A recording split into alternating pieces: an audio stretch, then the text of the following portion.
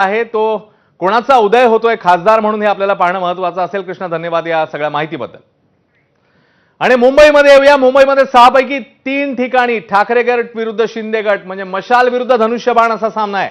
दक्षिण मुंबई, दक्षिण मध्य मुंबई, उत्तर पश्चिम मुंबई या तिन्ही ठिकाणी किंवा दोन्ही सेना आमने सामने आहेत।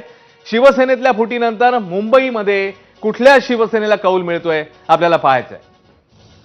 याशिवाय ठाण्यामध्ये नेमकं काय होतंय, कारण ठाणा मुख्यमंत्र्यांचं होम ग्राउंड, ठाणेदार कोण ठरणार, शिंदेंचे मस्के की ठाकरेंचे विचारे।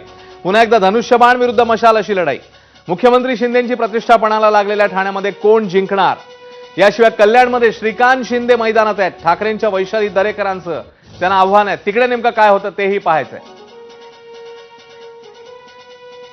निलेश बुधावले आपल्या सोबत आहेत, आपले प्रतिनिधी निलेश। एकीकडे मुंबई आणि ठाणा इकडे देखील सगळ्यांचं लक्ष आहे। मुंबईमध्ये ठाकरे, त्यासोबतच ठाण्यामध्ये एकनाथ शिंदे या दोघांची प्रतिष्ठा एका अर्थाने पणाला लागलेली आहे। मुंबई आणि ठाण्यातल्या लढतींविषयी निलेश।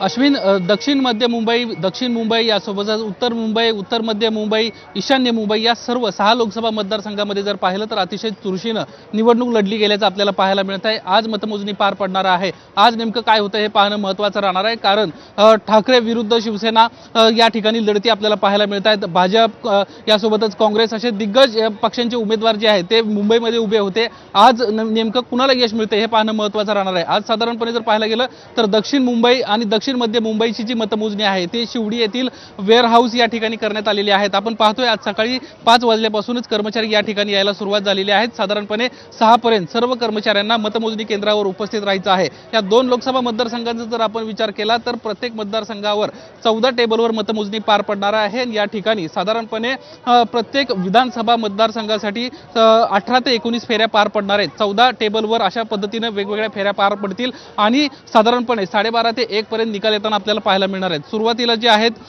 ते पोस्टल मतदानाची मोजणी होईल आणि त्यानंतर जी ईव्हीएमच्या ईव्हीएम मशीनवरील मतमोजणीला सुरुवात होणार असल्याची माहिती आहे। आज साधारणपणे महाराष्ट्रातल्या 48 जागांसाठीची ही मतमोजणी आहे आणि राज्यभरात 39 ठिकाणी 48 मतमोजणी केंद्रांवर मतमोजणी होताना पाहायला मिळत आहे।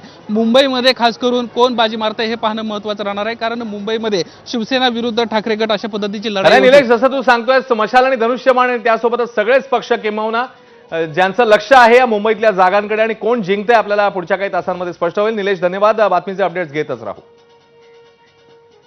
तर एक महत्त्वाची अपडेट, लोकसभेच्या मतमोजणीला अगदी काही वेळामध्ये सुरुवात होणार आहे। राज्यामध्ये नेमकी